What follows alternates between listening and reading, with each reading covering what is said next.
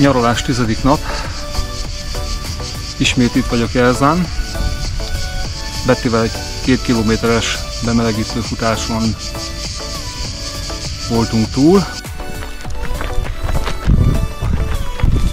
Utána én egyből tovább indultam Jelzánra. Úgy döntöttem, hogy kettészedem ezt a mai edzést. Az első felébe tempófutást csináltam.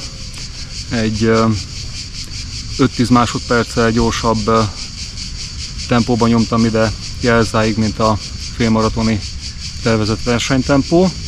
Visszafele pedig akkor egy lassú levezető futással fogok visszaérkezni. Hát nagyon meleg van ma reggel, pulzusom az elég magasan volt, viszont a tempót jól bírtam. Ugye ez idefele dimbes, dombos, de nem okozott problémát.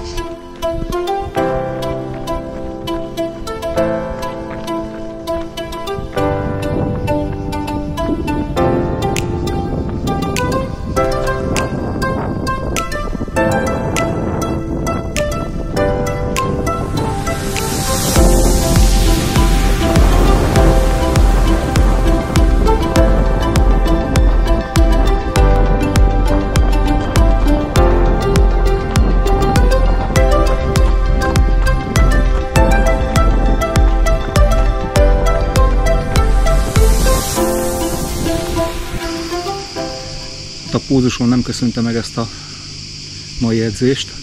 Visszafele, ahogy terveztem, lassabb tempóba gondoltam a visszafele utat, a lassú az a 2-es pulzus tartomány lett volna. Ehelyett megint, most már azt kell, hogy mondjam, szokásomhoz híven, kicsit túltoltam, tehát nem sikerült az a 2-es, hanem helyette 3-asnak a tetejével jöttem visszafele, ami azt jelenti, hogy a pulzusomat gyakorlatilag érdemileg egy 10-15%-ot esett vissza, ami magasnak mondható, hogy az átlag pulzus is sokkal magasabb lett, mint amire én számítottam. Hát ezen még dolgoznom kell, hogy amikor elhatározom egy edzésnél, hogy milyen pulzustartománnyal vagy milyen tempóval fogom az adott szakaszokat megcsinálni, akkor azt azzal kell megcsinálni, nem pedig érzésre, hogy hú, ez most jól megy, akkor most egy kicsit odatolom, és nem csinálom azt, amit elterveztem magamnak. Ez nem jó, mert ez nem szolgálja a hatékonyságot, úgyhogy ezen még dolgoznom kell. De ettől függetlenül az edzéshez jó sikerült, jó volt, hosszra is jó volt, most azt kell, hogy mondjam, tempóra is jó volt, meg a szakaszossága is megfelelt annak, amit akartam, utolsó szakasz kivételével, de ettől eltekintve jó volt.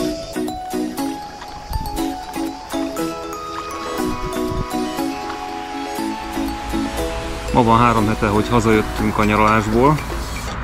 Körülbelül most ült le bennem a teljes nyaralás alatti élmények halmaza, ezért most csináltam meg az összesítést, hogy mi az, amivel hozzá tudtam tenni felkészüléshez a nyaralás alatt.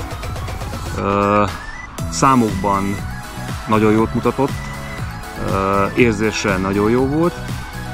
Még nem is csináltunk ilyen nyaralást, ahol ennyire összhangba tudtuk hozni a passzív és az aktív pihenést. Azt kell, hogy mondjam, hogy ez a 16 nap, amit ott tölthettünk, az teljesen ki volt használva abba, hogy kipihenjük magunkat, és abban is, hogy aktívan hozzá tudjunk tenni a saját lelki és fizikai állapotunk javításához. Az utóbbi évek egyik legjobb nyaralását tudom magam mögött. Ez biztos a Betty máshogy gondolja, mert ő neki mindegyik ugyanilyen jó élmény volt. Nekem is ugyanilyen jó élmény volt az összes, csak én mindig más szempontok szerint szoktam egy ilyen nyaralást összerakni. Most úgy tűnik, hogy a kettőnk kívánalma az teljesen összeérett így a hosszú évek alatt. Ez nagyon jó volt látni, nagyon jó volt megérezni. No, akkor lássuk is a számokat. Először, mikor összeadtam, nagyon megdöbbentem én is, hogy milyen számok jöttek ki. Ezt, mikor benn voltam ebben a 16 napban, akkor azt nem érzékeltem. Tehát összesen 37 olyan sportaktivitást indítottam el ez alatt a nyaralási idő alatt, ami kifejezetten arra szolgált, hogy most valami sporttevékenység van, és akkor ezt rögzítem a szokott módon. Ezen túl természetesen még ehhez hozzájárult minden nap kétszer, amikor a kutyussal lementünk túrázni, sétálni. Azok ilyen 3 és 6 kilométer közötti séták voltak reggel és este, ezeket én túrázásnak neveztem el.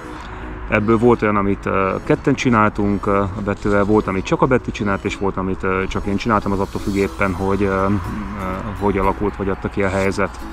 Tehát gyakorlatilag ennél a 37 rögzített eseménynél lényegesen több aktív tevékenység volt ez alatt az idő alatt. Hogyha szétbontjuk ezeket a tevékenységeket, akkor úszásra 15,5 km 22 alkalommal, ez volt a számok tükre, ami azt jelenti, hogy én most az úszásnak a technikai tanuló fázisában vagyok, megy már az úszás, csak a technikát csiszolom, és ez volt gyakorlatilag az első komoly nyíltvízi úszás gyakorlásom, ezért én úgy értékelem, hogy most ebben ennyi fér bele, 15,5 kilométer úszás az nem kevés, de nekem pont megfelelő volt, és a fejlődésemet elképesztően pozitív irányba mozdította el. Futásba 52 kilométert tettem bele, ebbe volt 3 hosszabb futás, a többiek ezek általában a kedvenc útvonalam körüli futások voltak, ami ilyen 5 és 6 kilométer közöttiek voltak, de az egy csodálatos útvonal volt, mert ezek a naplementés, napfelkeltés futások, ott azon a tájon az valami elképesztő, az olyan szintű mentális feltöltődést eredményez, amit egyszerűen nem tudok máshol elérni, legalábbis eddig erre nem volt példa. Ott ez mindig abban a pillanatban bekapcsol és adja magát. Szupoztunk is jó sokat, az 11,5 kilométerre jött ki a végeredménye, és ahogy mondtam még, ehhez hozzájött ez a reggel, illetve esti kis túrázások, amit hát felesleges is összeadni, mert nem tettem meg, de hát ez egy ilyen 60-70 km közötti séta volt, így összeadva a napokat. Tehát azt lehet mondani, hogy 16 nap alatt több mint 70 aktív tevékenységet csináltunk, mert volt közte nagyon sok közös is, amiből 37 kifejezetten sportolási, fejlődési célra volt indítva, a maradék az pedig mondhatnám úgy, hogy rekreációs céllal. Így összegezve az összes nyaralásunk közül az egyik legjobb, mert megvalósult az egészséges egyensúly, hogy az aktív és a passzív pihenés az mentálisan felépített bennünket. Arra, hogy az a következő egy év, ami előttünk van, és következő nyaralásig, mondjuk hosszú pihenésig meglegyen, addig legyen muníciónk és legyen tartalékunk.